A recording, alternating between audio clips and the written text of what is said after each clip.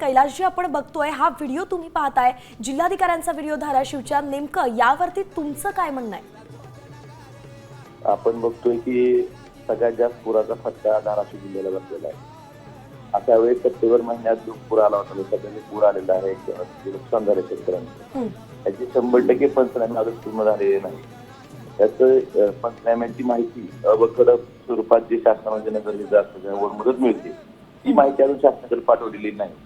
अशा वेळेस अशी पंचनामे पूर्ण करून घेणे शेतकऱ्यांना त्या ठिकाणी जाऊन धीर देणे हे काम जिल्हा प्रशासनाचे प्रमुख अधिकाऱ्यांचं असतं। अशा वेळेस तरी असं बेजबाबदारपणे वक्तव्य करणं वर्तन करणं हे कुठेतरी शेतकऱ्यांसाठी किंवा महाराष्ट्रासाठी दुर्दैवाची गोष्ट आहे। आपण यातून दिसून येतं की शासनाचे प्रमुख अधिकारी त्याची प्रतिनिधी शासनाचे जिल्हा स्तरावरले प्रमुख पदाधिकारी असं वर्तन करतात तरी हे वर्तन शासनाचं वर्तन समजलं जातं। अशा वेळेस जबाबदारी मागणं अधिकाऱ्यांचं कर्तव्य असतं आणि मागं एका तहसीलदारांना निरोप समारंभात त्याच्या खुर्चीवर बसून गाणं म्हणणं म्हणून त्याला निलंबित केलं गेलं होतं।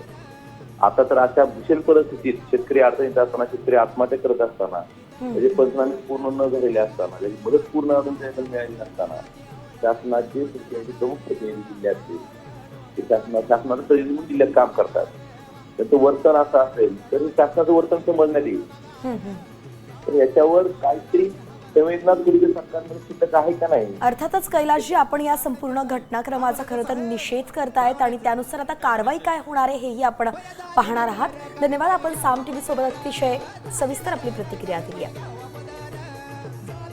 तर हीच ती दृश्य ज्यामुळे आता संपूर्ण धाराशिव मधले शेतकरी खरं तर हादरून गेलेत, कारण की त्यांच्या गावाच्या बांधावरती जाऊन याच जिल्हाधिकाऱ्यांनी पहिल्याच दिवशी पुराची खरं तर पाहणी केली होती, संपूर्ण माहिती जाणून घेतली होती। त्यानंतर नवरात्रोत्सवात ते नाचताना दंग दिसतायत। अर्थात नवरात्रोत्सव तर आहे, मात्र ती साजरी करण्याची सध्याची ही वेळ आहे का? कारण की जिथे पैसा इतक्या मोठ्या प्रमाणात हा कार्यक्रम घेण्यात जातोय आणि तिथे एंटरटेनमेंटमध्ये मनोरंजनात जातोय तोच पैसा शेतकऱ्यांच्या कामी येणार नाही का हे सुद्धा पाहणं महत्त्वाचं आहे। हा विषय एक महत्त्वाचा जो ओमराजे निंबाळकरांनी या ठिकाणी उपस्थित केला आणि त्यामुळे आपण पाहतोय की शेतकऱ्यांच्या डोळ्यात पाणी आहे, त्यांना आता आधाराची गरज आहे। ते आधार त्यांना जिल्हाधिकारी देऊ शकतात, मात्र तेच जिल्हाधिकारी आपल्या या सगळ्या जबाबदारीवरून हात झटकताना दिसतात। आता isakal.com आहे देशातील नंबर 1 ची मराठी न्यूज वेबसाईट।